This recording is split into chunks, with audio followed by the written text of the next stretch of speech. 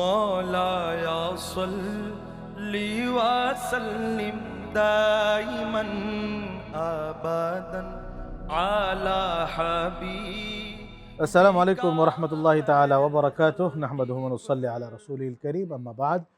যে যেখান থেকে আপনাদের প্রিয় অনুষ্ঠান AZHM ট্রাস্ট নিবেদিত ইসলামী অনুষ্ঠান আলোকধারা দেখছেন, সকলকেই জানাচ্ছি আন্তরিক শুভেচ্ছা এবং মোবারকবাদ। আশা করছি সবাই ভালো আছেন এবং সুস্থ আছেন। দর্শক, প্রতি পর্বের ন্যায় আমরা আজকে যে তিনটি সেগমেন্টে তিনটা বিষয় নিয়ে আলোচনা করতে যাচ্ছি, আর তা হলো সাধারণ সেগমেন্টে রয়েছে পবিত্র লাইলাতুল মেরাজ, যেই মহিমান্বিত রাত্রি, যে রাত্রিতে আল্লাহর হাবিব সাল্লাল্লাহু আলাইহি ওয়াসাল্লামকে মহান আল্লাহ রাব্বুল আলামিন এমন একটা স্তরে উঠিয়ে নিয়েছেন যে স্তরে আর ইতোপূর্বে কিংবা পরবর্তীতে কাউকে আল্লাহ তাআলা নিয়ে যাননি এবং যাবেন না। দ্বিতীয় সেগমেন্টের বিষয় হচ্ছে তাসাউফ বিষয়ক আলোচনা, এবং আজকে আমরা যেই তাসাউফ বিষয়ক আলোচনার ভিতরে যে বিষয়টা নিয়ে আলোচনা করব তা হচ্ছে আল্লাহ, রাসূল পাক সাল্লাল্লাহু আলাইহি ওয়াসাল্লাম এবং আহলে বাইত আজমাইনের প্রতি ভালোবাসা। এই তিনোটা শ্রেণী, অর্থাৎ আল্লাহ হচ্ছেন সৃষ্টিকর্তা হিসাবে, আল্লাহর হাবিব সাল্লাল্লাহু আলাইহি ওয়াসাল্লাম আমাদের মহানবী প্যারা নবীজি সাল্লাল্লাহু আলাইহি ওয়াসাল্লাম হিসাবে, এবং আহলে বাইত আজমাইন প্যারা হাবিবের আল বা পরিবার হিসাবে।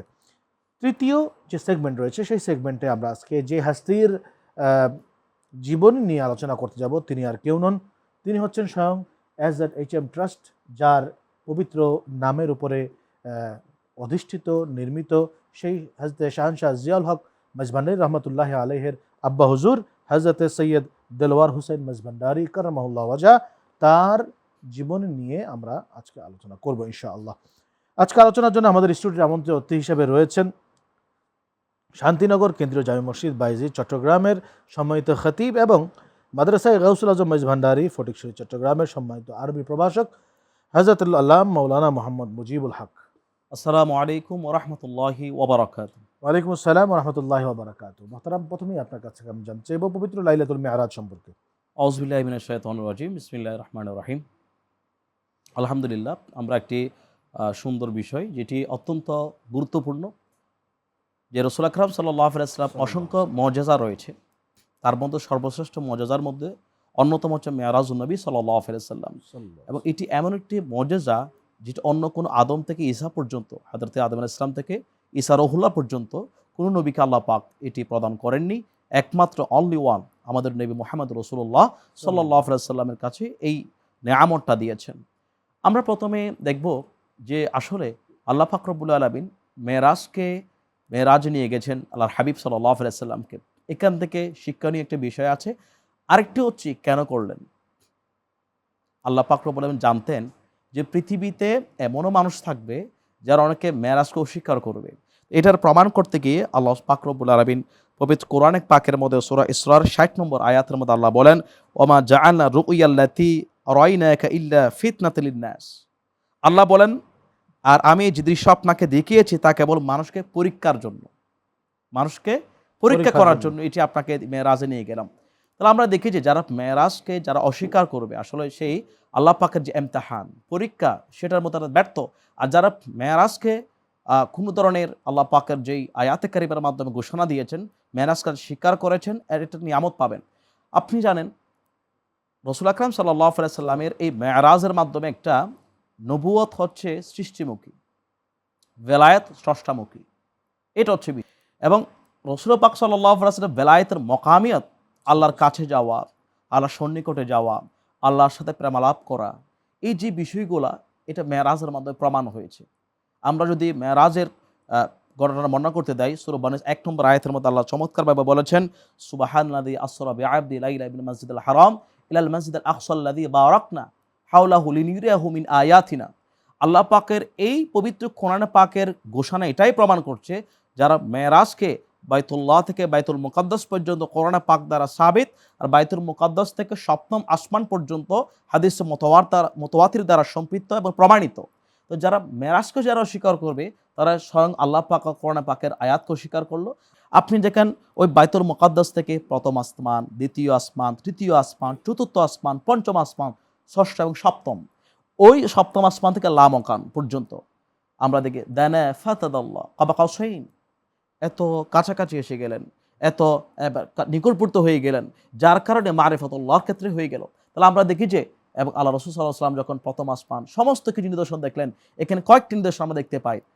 রসুল পাক সাল্লাল্লাহু আলাইহি ওয়াসাল্লাম আমার আল্লাহ দেখাচ্ছেন, রসুল দেখেন বেনামাজের কী অবস্থা, মুজাহিদের কী অবস্থা, যারা আমলবিহীন বক্তা আছে তাদের কী অবস্থা, এবং যারা দুজকিদের কী অবস্থা, যারা সুদ গ্রহণ করে তাদের কী অবস্থা, এভাবে নানা শ্রেণীর মানুষের অবস্থা যখন দেখাচ্ছেন, রসুল পাক সব অবজারভেশন করলেন। লিনুরিয়া হুমিন আয়াতিনা, আমার সমস্ত আয়াত নিদর্শনগুলো দেখার জন্য হাবিব আপনাকে এনেছি, এবং আনানোর মাধ্যমে এবং ওই মেরাজ শরীফ থেকে আল্লাহ পাক রব্বুল আলামিনের খাজিনা থেকে রসুল আকরাম সাল্লাল্লাহু আলাইহি ওয়াসাল্লাম আমাদের জন্য নামাজ নিয়ে এসেছেন।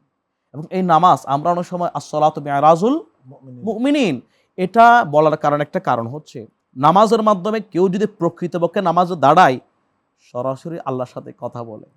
এবং মামানা ইহসান, ইহসান কাকে বলে? রসুল পাক একটা প্রশ্ন করলেন যে ইহসানের ব্যাখ্যা দিতে গিয়ে তুমি এমনভাবে আল্লাহর ইবাদত করো আল্লাহ তোমাকে দেখছেন, এবং তুমি এমনভাবে ইবাদত করো আল্লাহ তুমি আল্লাহকে দেখছো। যদি তোমার এটা সম্ভব না হয় তোমাকে এই নিয়ত রাখতে হবে আল্লাহ তোমাকে দেখছেন।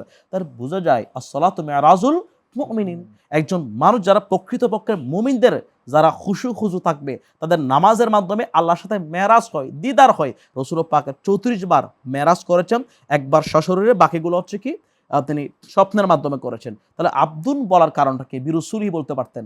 আব্দুন বলার কারণটা হচ্ছে, কারণ আব্দুন বলা হয় যিনি বান্দার কাছ থেকে আল্লাহর দিকে যায়, আর রসুল বলা হচ্ছে আল্লাহর পক্ষ থেকে বান্দার দিকে আসে। একটা পয়েন্ট। 2 নম্বর যে কারণ আমরা দেখতে পাই সেটা হচ্ছে, আমরা জানি যে আব্দুন জিসিম এবং রুহ সমন্বয়ে গঠিত, রুহ এবং জিসিম, শরীর এবং রুহ সমন্বিত। তো এই মেরাজটা হয়েছে সম্পূর্ণ দুইটার কম্বাইন, জিসিমও ছিলেন, রুহ ছিলেন, দুটোর সমন্বয়ে সশরীরে মেরাজ হওয়ার কারণে। 3 নম্বর যে আব্দুন ব্যবহার করার কারণ হচ্ছে উবুদিয়ত। উবুদিয়ত রসুল পাকের উচ্চ মর্যাদা।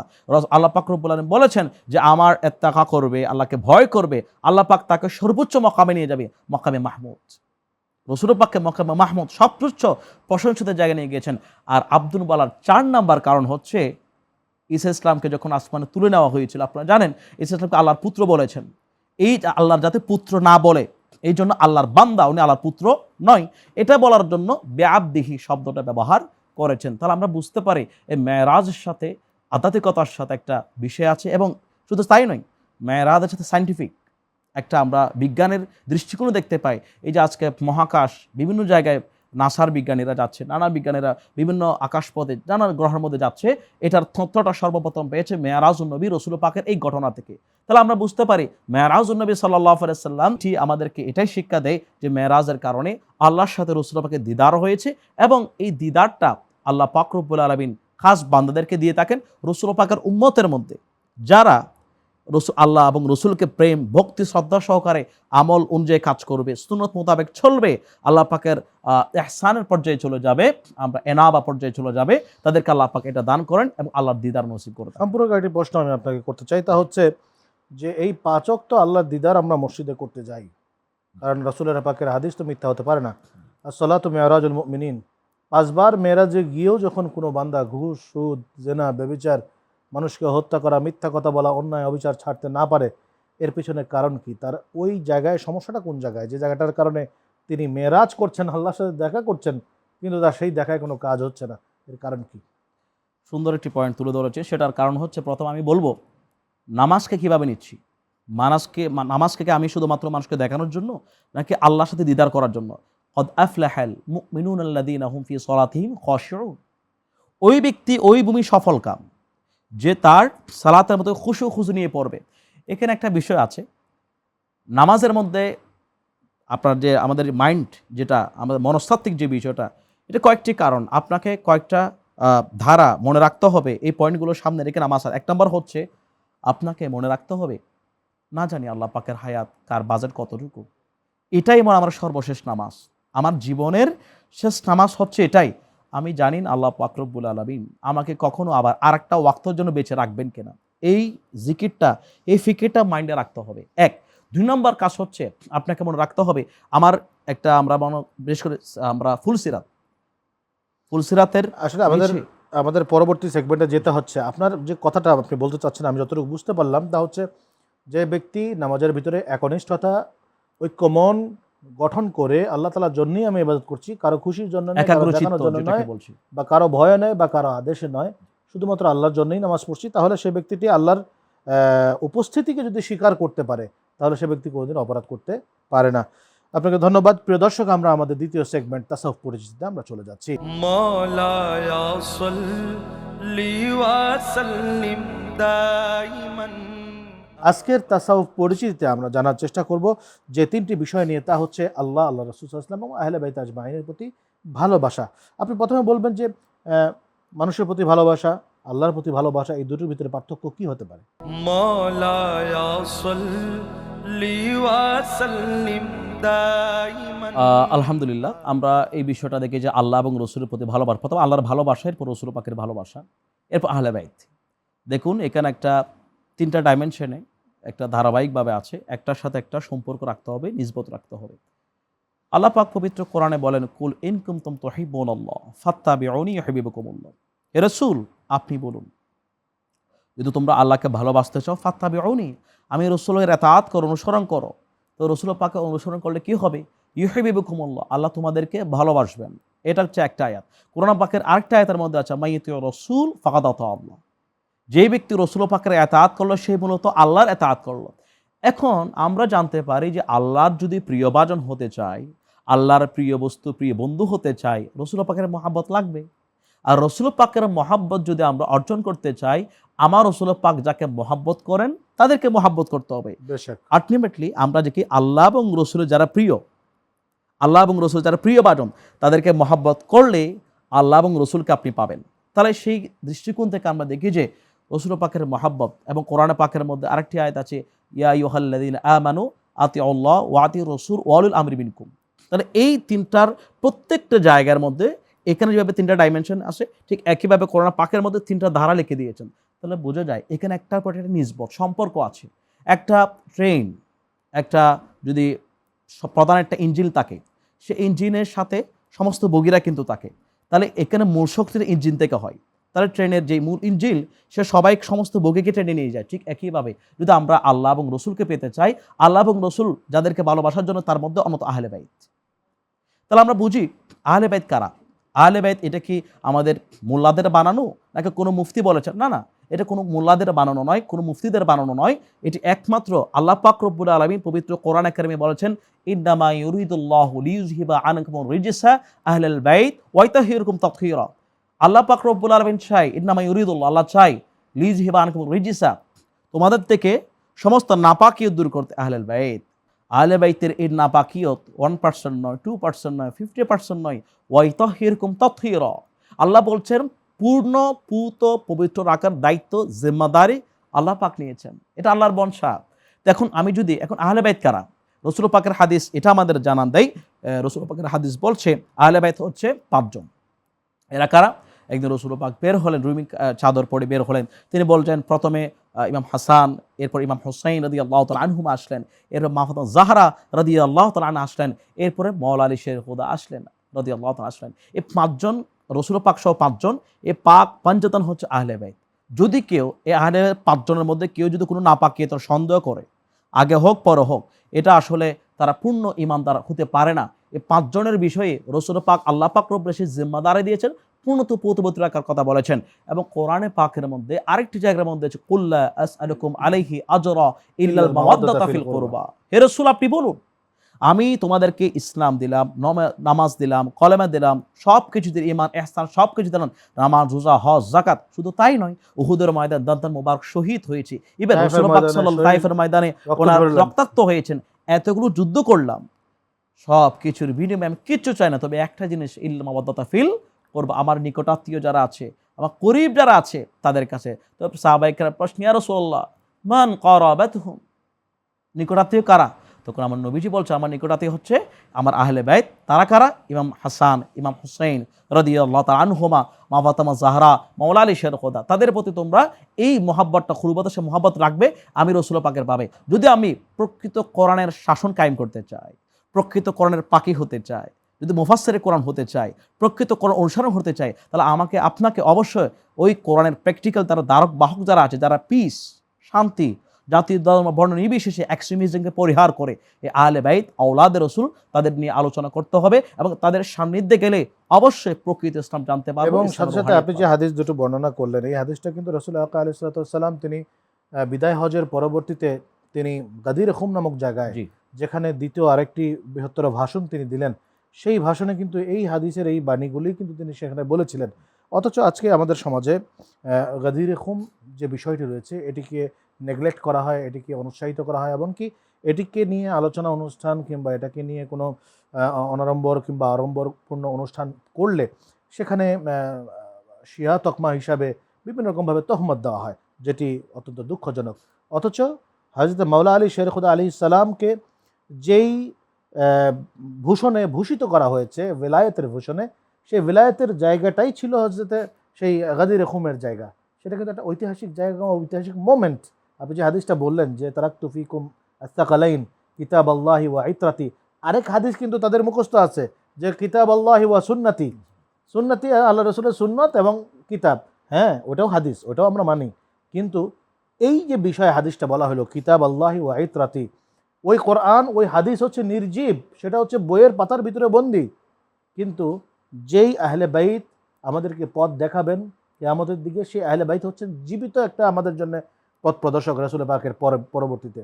সেই সাথে সাথে ইমামদেরকে মানতে হবে, ইমামদের ইমামতকে স্বীকার করতে হবে। মোহতারাম, এখানে আরেকটা বিষয় আমরা দেখি যে সেটা হচ্ছে আদৌ পর্যন্ত যে সমস্ত তরিকা দরবার আমরা দেখতে পারি, ওই আলে রসুল আওলাদ রসুলের মাধ্যমে এখন ইসলামের প্রচার হচ্ছে। যেমন আওলাদ রসুল যারা যেখানে গিয়ে যে অঞ্চলে গিয়েছেন এখনো পর্যন্ত ইসলাম টিকে আছে আওলাদ রসুলের মাধ্যমে। যেমনটা আমরা গৌসে পাক শাহী সাহেব গৌসুল আব্দুল কাদের জিলানী রহমতুল্লাহ আলাই, আতাই রসুল খাজা গরিব নওয়াজ, হুজুর গৌসুল আজম শাহ আহমদুল্লাহ মাইজবান্ডারী, ইউসুফ বা গোলাম রহমান মাইজবান্ডারী, ঠিক একইভাবে ওই আওলাদ রসুলের সান্নিধ্য সৌবত আছে বিদায় আমরা বর্তমান সময়ে রাহবারে আলম সৈয়দ হাসান মাইজবান্ডারী উনি আওলাদ রসুল। তাহলে আমরা দেখি যে তাদের যে মিষ্টিবাসী কথা, আচার আচরণ, উদারতা, মহাব্বত, প্রেমময় অসি প্রেমের যে চর্চা, কোরআন হাদিস আলোকে শুধু মুখে নয় তারা কাজে বাস্তবায়ন করে, এটাই প্রমাণ করে যে আসলে ইসলাম টিকে থাকবে আওলাদ রসুলের মাধ্যমে কিয়ামত পর্যন্ত। আপনাকে অসংখ্য ধন্যবাদ। প্রিয় দর্শক, আমরা আমাদের তৃতীয় সেগমেন্ট সুফি পরিচিতিতে চলে যাচ্ছি।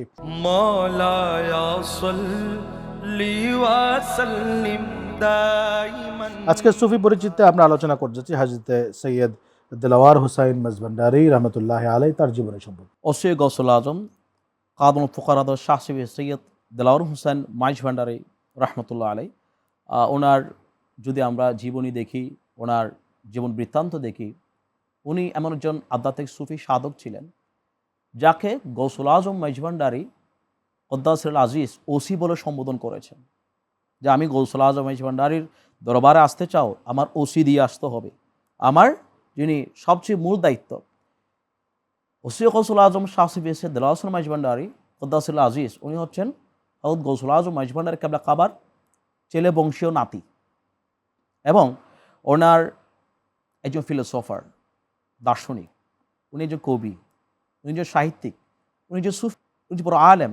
এবং উনি বর্তমান সময়ে যদি আমরা দেখি, আপনি জানেন যে বর্তমান সময়ে কিছু জেনারেশন ক্রিয়েট হয়, আপনি 10 বছর পর, 20 বছর পর, 30 বছর পর, এই প্রজন্ম, নবপ্রজন্ম, তাদের চিন্তা চেতনা মননশীল উৎকর্ষ সাধনের ক্ষেত্রে মানুষ নানা সংস্কৃতির কারণে বিভিন্ন পরিবর্তন হয়। কিন্তু ওসি গৌসুল আজম শাহ সৈয়দ দিলওয়ার হুসাইন মাইজভান্ডারী কদ্দাসুল আজিজ তিনি এমন ব্যক্তিত্ব ছিলেন যিনি তাসাউফকে স্বরূপ মাইজভান্ডারী তরিকার স্বরূপ উন্মোচক ছিলেন, রিফর্মার। উনি যেভাবে সাহসিকতার সাথে তাসাউফকে তুলে ধরেছেন এবং সত্য কথাকে তুলে ধরেছেন, এবং আপনারা জানেন তাসাউফ কেন্দ্রিক অনেক অপব্যবহারও কিন্তু আমাদের হয়। উনি তাসাউফের স্বরূপ এমনভাবে উন্মোচন করেছেন, যারা সুফি নামদারি, যারা প্রকৃত চর্চা, তাদের কথা যেভাবে প্রশংসা করেছেন, ঠিক একইভাবে তাসাউফ নাম ব্যবহার করে অপব্যবহার যারা করেছেন, ইসলামের দোহাই দিয়ে, তাসাউফের দোহাই দিয়ে, ওটা চোখে আঙ্গুল দিয়ে দেখিয়ে দিয়েছেন না এটা তাসাউফ হতে পারে না। তার প্রমাণ হচ্ছে তার প্রায় 12টি গ্রন্থ রচনা করেছেন।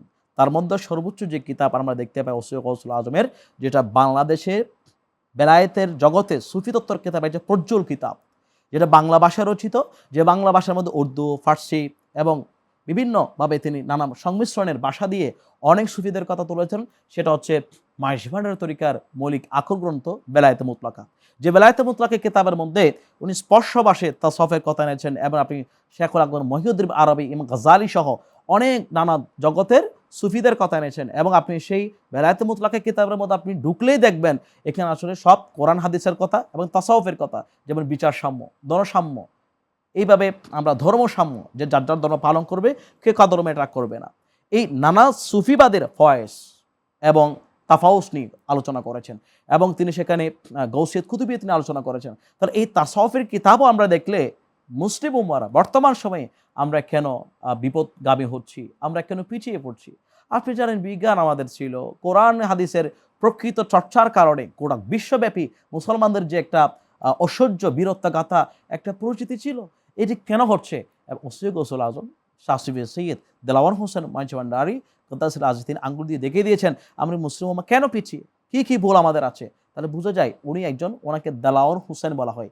দেলাওয়ার শব্দের অর্থ হচ্ছে সেনাপতি, হুসাইন হচ্ছে উত্তম সেনাপতি, বীরোত্তম সেনাপতি, যার কলমের উনি বিভিন্ন কিতাব লিখেছেন, এবং তাজকে মুখতাসার বিশ্ব বেলায়েতের স্বরূপ, বিশ্ব মানব সভ্যতার উপর কিতাব লিখেছেন, আশা ধর্মের উপর কিতাব লিখেছেন, এবং বিভিন্ন সুফি তাত্ত্বিকের উপর কিতাব লিখেছেন, এবং ধ্যানের উপর কিতাব লিখেছেন। তার এই কিতাবের এটি মুরজাস। এবং আপনি জানেন এই দেলাওয়ার হোসেন মাইজভান্ডারীর 5 পুত্র, 5 পুত্রের মধ্যে প্রথম পুত্রের নাম হচ্ছে শাহানচাঁদ সৈয়দ জিয়াউল হক মাইজভান্ডারী, এবং ওনার একমাত্র পুত্র হচ্ছে রাহবারে আলম আলহাজ শাহ সুফি সৈয়দ মোহাম্মদ হাসান মাইজভান্ডারী। বাকি 4 পুত্র আমরা দেখেছি আওলাদের শাহ সুফি সৈয়দ মুনিরুল হক মাইজভান্ডারী রহমতুল্লাহ আলী, শাহ সুফি সৈয়দ ইমদাদুল হক মাইজভান্ডারী মাদাজিলুল আলী, শাহ সুফি সৈয়দ ডাক্তার দিদারুল হক মাইজভান্ডারী রহমতুল্লাহ আলী, শাহ সুফি সৈয়দ শহীদুল হক মাইজভান্ডারী মাদাজিলুল আলী, ওই হযরত গৌসুল আজমের পুত্রবংশী আওলাদ। এবং এই জন্য বর্তমান সময়ে আমরা দেখতে পাচ্ছি যে ওই ওসিয়ত গৌসুল আজম মাইজভান্ডারী যে নীতিতে অটল থাকার মাধ্যমে, এবং উনি কিছু ওসিয়ত করে গেছে, উনি বলে গেছেন আমার কেউ মাজার করবে না। সুবহানাল্লাহ, ওনার কিন্তু মাজার নাই, একদম ওনার মাজার নাই, সাধারণ কবরের মতো এটা দেওয়া রাখা হয়েছে। এবং উনি বলেছেন আমার কোনো উরুসও করবে না।